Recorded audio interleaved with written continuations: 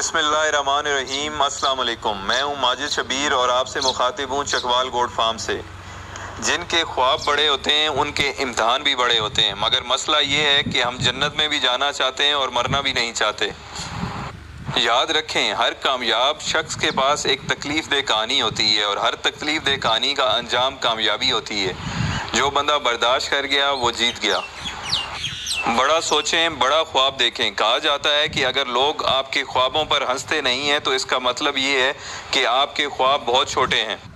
ہم اپنی آدھی زندگی گلی محلے، رشتہ داروں، برادریوں، ماموں، چاچا، سسرال کے مسئلے مسائل میں الجھ کر اور بیوی کے ساتھ لڑنے جھگڑنے میں گزار دیتے ہیں اور باقی زندگی گلے شکوے کرنے اور رونے دھونے میں۔ جب جوان ہوتے ہیں لڑنے جھگڑنے میں جوانی گزر جاتی ہے، جب 40-45 سال کے ہوتے ہیں تو افسوس اور گلے شکوے، اور جب 60-65 سال کی عمر میں پہنچ کر ہمیں سمجھداری آتی ہے تو تب ٹائم گزر چکا ہوتا ہے۔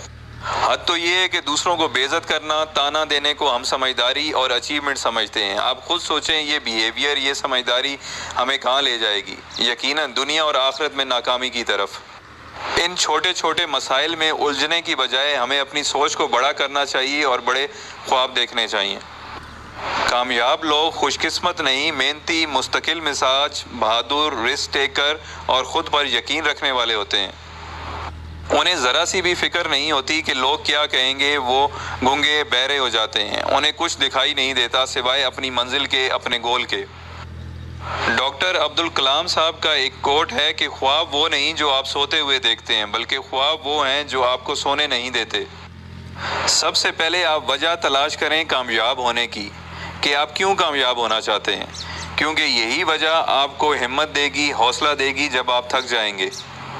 یقین کریں، اگر آپ رات کو چین سے سو جاتے ہیں اور آپ کے خواب، آپ کے گول آپ کو بے چین نہیں کرتے تو سمجھ جائیں کہ ابھی کچھ کمی ہے، کیونکہ بڑے خواب اور بڑی منزل پانے کے لیے جنون چاہیے، پاگل پن چاہیے۔ کیونکہ نارمل حالات میں نہ تو بڑے خواب دیکھے جا سکتے ہیں اور نہ ہی انہیں حاصل کیا جا سکتا ہے۔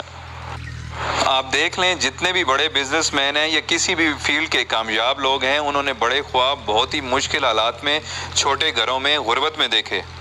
یہ سارے وہ لوگ ہیں جنہیں 2 وقت کی روٹی تک بھی ڈھنگ سے نصیب نہ تھی اور آج ان پر کتابیں لکھی جا رہی ہیں۔ آج ان کا شمار گلی محلے نہیں، دنیا کے بڑے لوگوں میں ہوتا ہے۔ ان سب لوگوں میں ایک چیز کامن تھی، فوکس، مستقل مزاجی۔ انہوں نے دنیا کی پرواہ نہیں کی، ڈٹے رہے اور اپنی منزل کی جانب بڑھتے رہے۔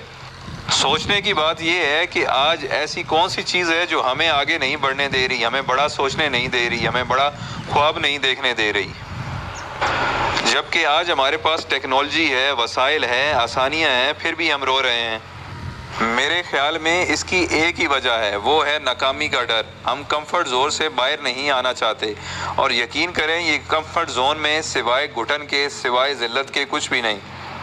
ہارو یا جیتو، ناکام ہو یا کامیاب ہو، میرا ماننا ہے کہ صرف 2 قسم کے انسان ہوتے ہیں، کامیاب یا ناکام۔ تیسری کوئی قسم نہیں ہوتی۔ یہ بیچ والا، درمیان والا صرف تالیاں بجانے والا ہوتا ہے، میرا مطلب تماشائی۔ اب فیصلہ آپ کو کرنا ہے، آپ کو ریس میں دوڑنا ہے یا تماشائی بننا ہے۔ اور اگر واقعی آپ کو ناکامی کا ڈر ہے تو ایک بات اپنے ذہن میں بٹھا لیں، ناکامی وقتی ہوتی ہے، یہ ایک سیڑھی کا کام کرتی رہتی ہے اور ہر ناکامی آپ کو منزل کے، جیت کے قریب لے کر جاتی ہے۔ اللہ پاک آپ کو بڑی منزل کے لیے تیار کر رہے ہوتے ہیں تاکہ آپ بڑی منزل پر پہنچ کر اچھے طریقے سے پرفارم کر سکیں۔ یہ ناکامیاں آپ کی ٹریننگ کا حصہ ہیں۔ اگر آپ ڈٹے رہے، ان ناکامیوں سے سیکھتے رہے تو آپ منزل پر پہنچ جائیں گے۔ امید ہے آپ برادریوں اور سسرال کے مسئلے مسائل سے نکل کر بڑا سوچیں گے۔ اپنا بہت خیال رکھیے گا۔ شکریہ۔ اللہ حافظ۔